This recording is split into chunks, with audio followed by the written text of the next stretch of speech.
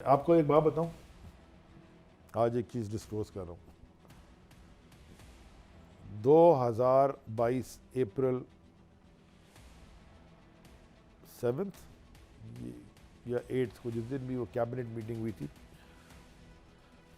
जिसमें साइफर के बारे में बात हुई थी, नेशनल सिक्योरिटी काउंसिल की मीटिंग के फ़ौरन बाद,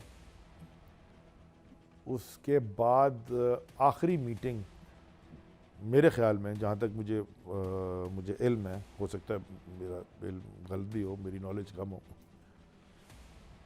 उस वक्त के army chief general Qamar Javed Bajwa साहब से आखिरी मीटिंग मेरी हुई थी before the vote of no confidence. In fact on the same, if I am not mistaken, on the same afternoon. और मेरे साथ परवेज़ खटक भी थे, बाजवा साहब के साथ उनके दो बहुत सीनियर अफसरान थे। मैंने काफ़ी डिबेट हुई थी,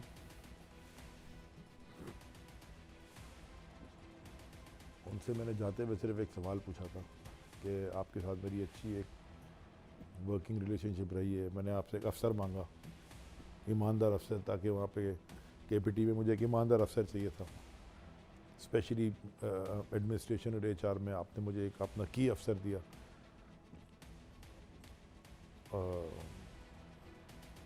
मेरे टाइम पे हमने काफ़ी कड़क सख्त फैसले किए जिसमें आपका इन्वॉल्वमेंट था, यानी कि 1-2 एडमिरल्स रिप्लेस किए थे मैंने। वो नॉट एन ईजी जॉब, आपको पता है पाकिस्तान आपने। लेकिन मैं अभी तक मुझे एक चीज़ समझ में नहीं आ रही कि वो, मैंने इनको ऐसे करके कहा, मैंने इनको कहा कि मुझे चीफ साहब ये समझ में नहीं आ रही कि अगर ये वोट ऑफ कॉन्फिडेंस आज हो जाता है, नो कॉन्फिडेंस, तो प्राइम मिनिस्टर आएगा शहबाज शरीफ।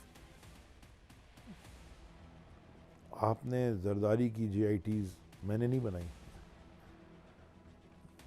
आसिफ जरदारी के और उमनी ग्रुप की JITs मैंने नहीं बनाई, उस पर मेरा सिग्नेचर नहीं है, उसमें किसी सियासतदान का सिग्नेचर नहीं है, उस पर इदारे के लोगों के सिग्नेचर हैं, एजेंसीज़, यानी कि लॉ इन्फोर्समेंट एजेंसीज़।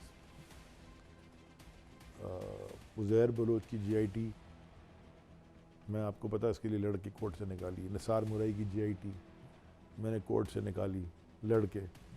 बल्दिया फायर फैक्ट्री 250 आदमी मर गए, जला के जिंदा राख कर दिया, मैं लड़के कोर्ट से JITs मैंने निकाली।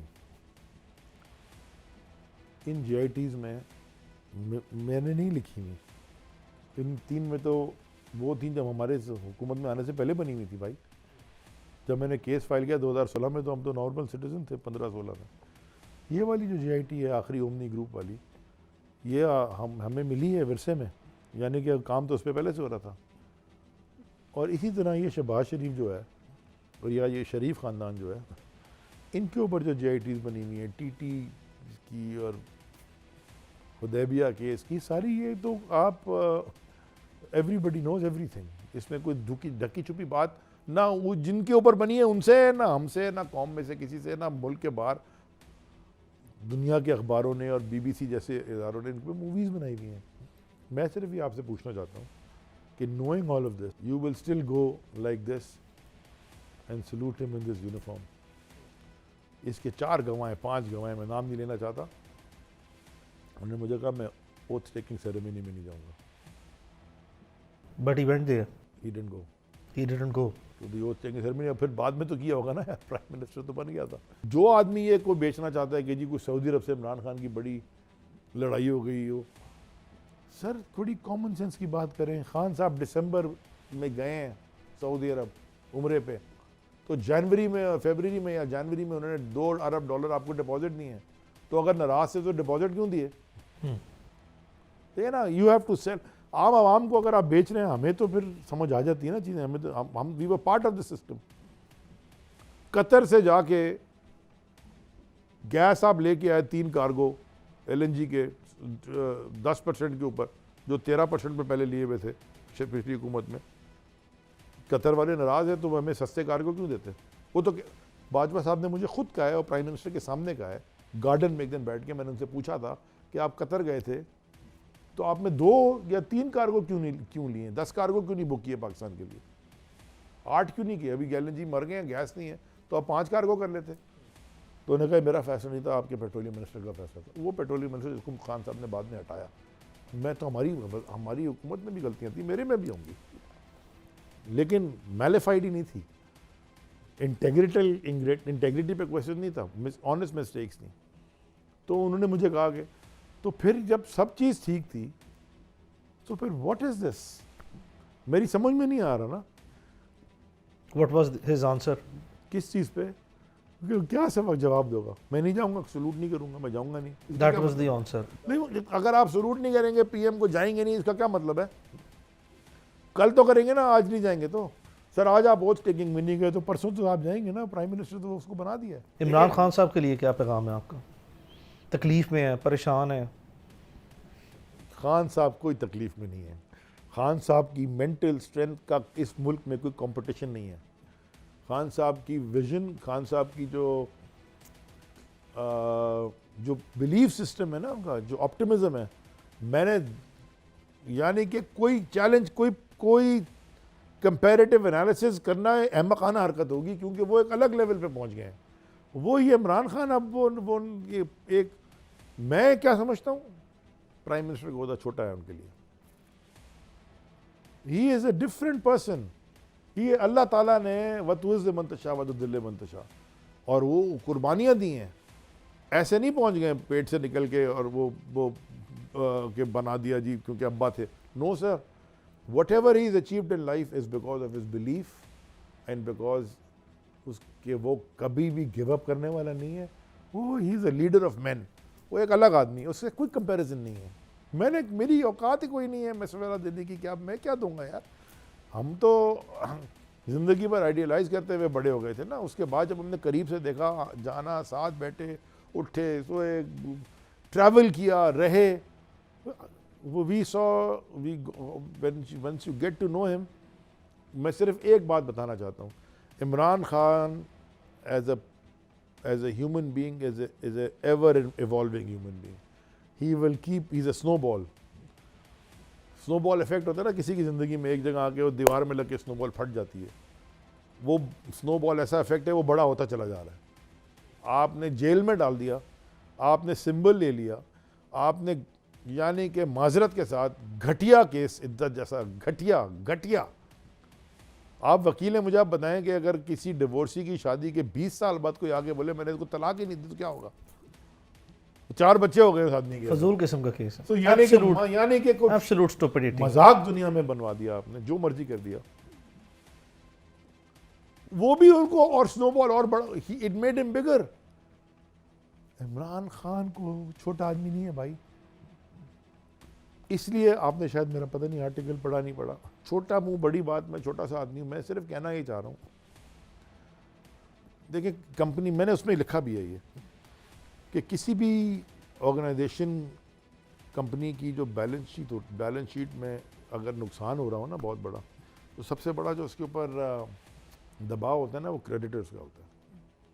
यानी कि जो आपके लाइबिलिटी साइड पे डेट लिखा होता है ना, उसको सर्विस करने में कंपनी मारी जाती है। उधार लेते रहते हैं, इंटरेस्ट कॉस्ट अगर बढ़ जाती है, जैसे पाकिस्तान में बढ़ी हुई है 22-25%, उधार लिए चले जा रहे हैं, वो डेट में आप डेट के बर्डन में दब जाते हैं।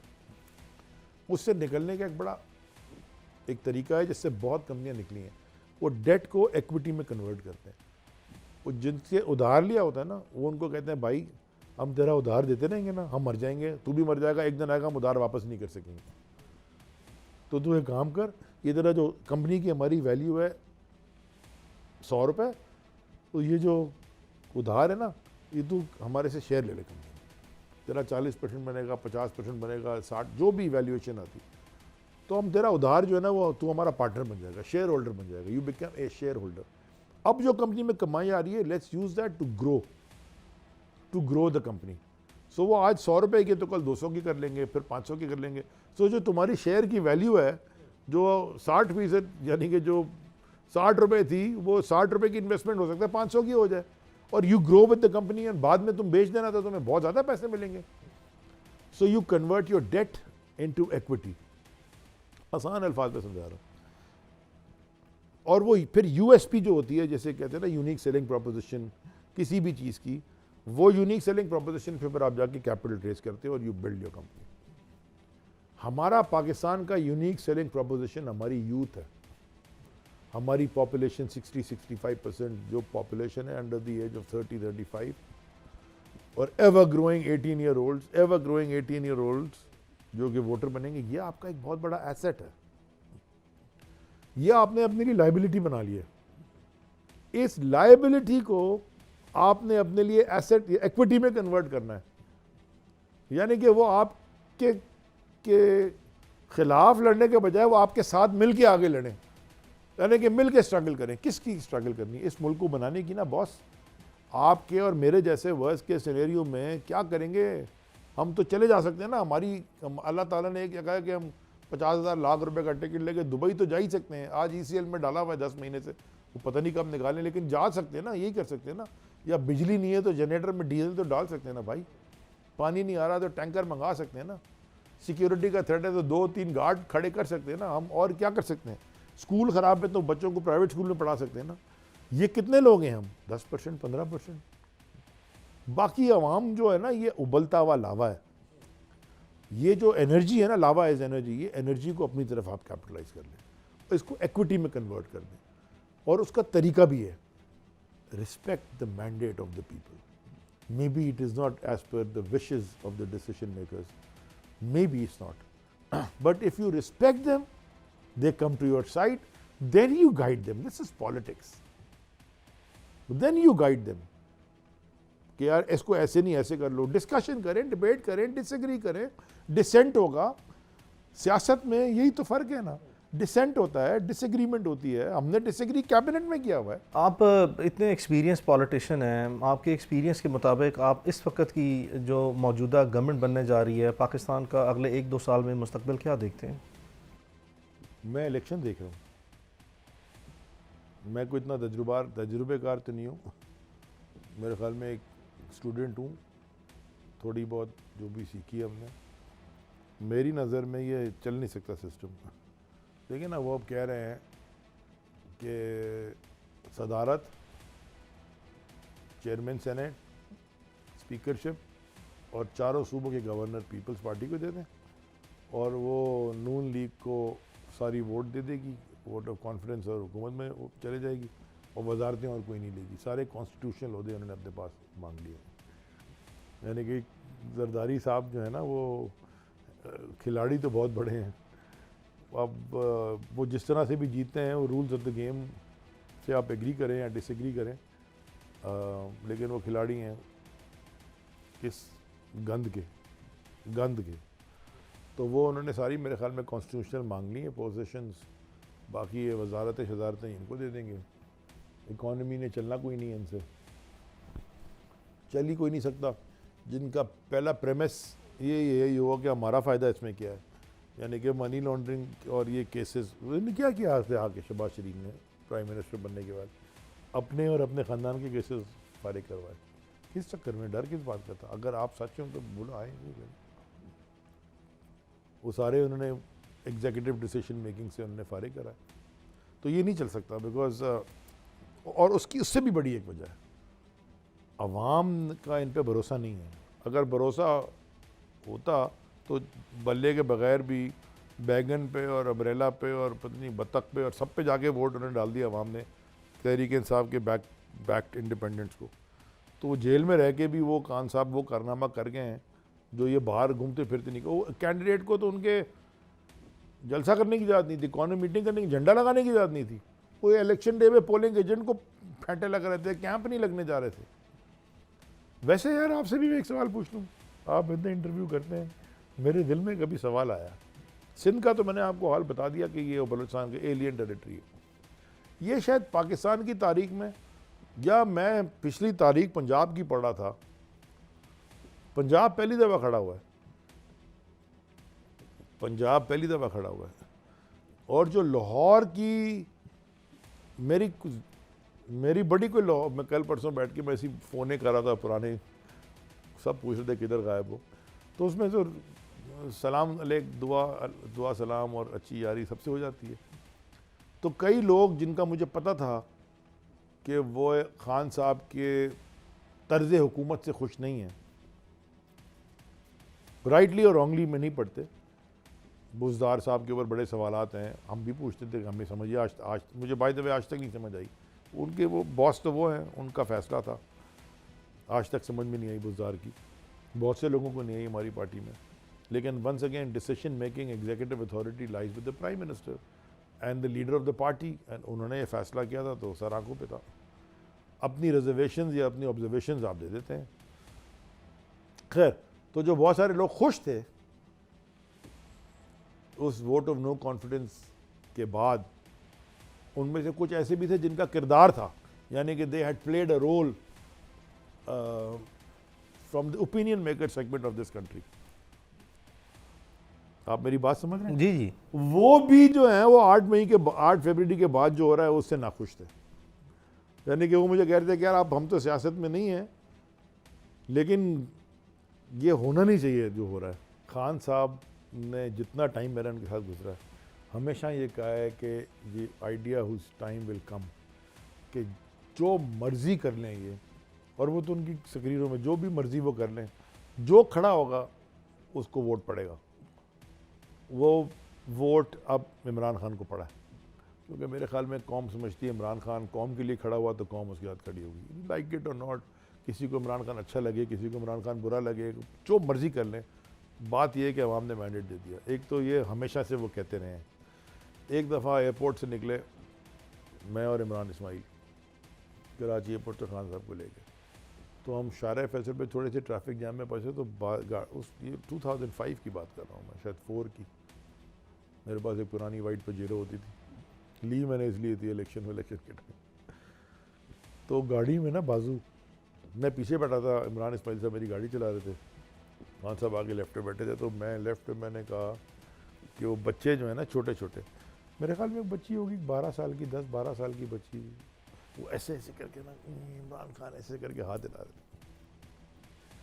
तो मैंने उनको कहा, मैंने कहा इमरान भाई ये बच्चे आपको हाथ हिला रहे हैं, इनको पूरा एक्नॉलेज हाथ हिला दें।